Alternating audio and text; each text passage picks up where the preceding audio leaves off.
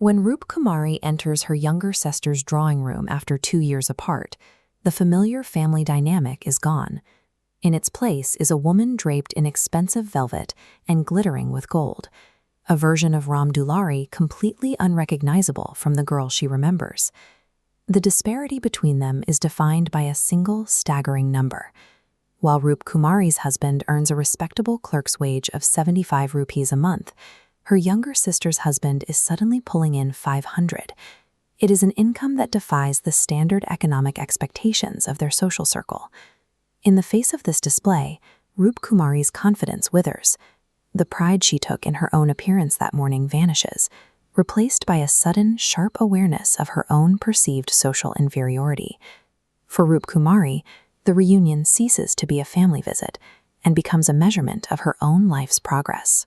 In this room, the visible distance between her sister's jewelry and her own plain sari becomes the only metric that matters. To protect her ego, Roop Kumari's first instinct is to assume it is a performance. She tries to rationalize the display as a temporary illusion, imagining that the jewelry is borrowed or clothes were rented to impress the family. But Ram Dulari has an explanation that makes the wealth feel permanent.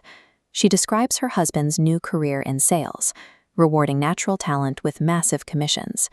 This bar chart shows the results, a 500 rupee income that her husband's 75 rupee salary can never touch. By framing this wealth as a reward for merit, Ram Dulari forces her sister to view the financial gap as a personal failure. When sudden wealth is presented as a result of superior ability, it weaponizes jealousy. It convinces those with less that their struggle is a direct result of their own lack of worth. When Roop Kumari returns to her own house, the rooms feel different.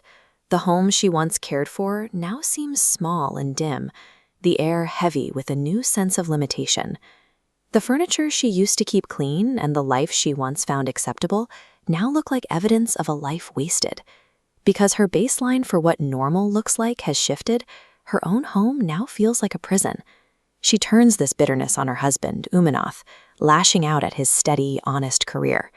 She begins to view his low-wage labor not as a sign of integrity, but as a lack of ambition, essentially telling him that his honesty is the reason for her misery.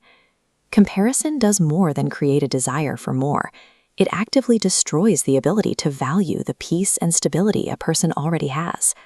Umanath listens to the insults in silence. He treats his wife's anger as a symptom of a deeper psychological shock, understanding that she is reacting to the pressure of her sister's sudden rise rather than to any actual failure on his part. While he absorbs the verbal attacks, his mind begins to calculate the logic of the situation. The standard paths to wealth, inheritance, high education, or family business, don't apply to a college dropout. Every path returns false, leaving one red variable. The source of the money must be illicit. He must investigate to break the spell. When domestic peace is threatened by a glamorous illusion, the only way to reclaim it is through a relentless pursuit of the unvarnished truth. Umanath invites Guru Sevak over and uses alcohol to peel back the layer of professional polish. As the drinks take hold, the arrogant facade begins to slip, revealing a much darker character beneath. The agency is a front. Guru Sevak confesses he is actually a narcotic smuggler, using his position to move cocaine for a wealthy widow. The high income isn't a commission for sales, it's the profit of a criminal enterprise. This flowchart tracks his survival, smuggling drugs, siphoning profit, and bribing officials. To Guru Sevak, this corruption is a business model. He believes anyone wanting wealth must buy their way around the law. The acquisition of extreme, overnight wealth often requires the systematic removal of a person's conscience. Overhearing this confession, the weight of the words settles on Roop Kumari.